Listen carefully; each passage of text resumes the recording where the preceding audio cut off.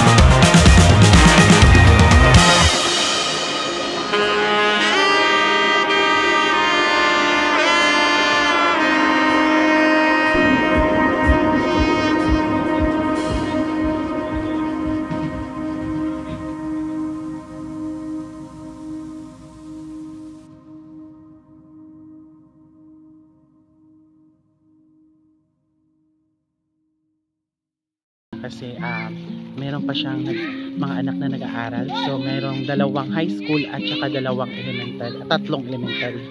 And yung nagbibigay po sa kanila ng suporta yung anak niyang nasa Maynila na 3 years na nagtatrabaho. And of course, yung asawa niya po ay syempre nagtatrabaho po bilang farmers. But we all know guys na yung ganyang trabaho po ay hindi po yan regular na trabaho. And syempre po, all we have to do is to pray araw-araw and keep moving forward lang po tayo sa buhay. Alam ko na sa ganitong kalamidad or anumang krisis na nagaganap sa buhay natin, alam ko yung kasangga natin po ay yung ating pamilya. So salamat po sa lahat po na nanonood and keep supporting po sa aming YouTube channel. And thank you mga ka-baby sa lahat po ng inyong support. So hanggang sa muli po, ako po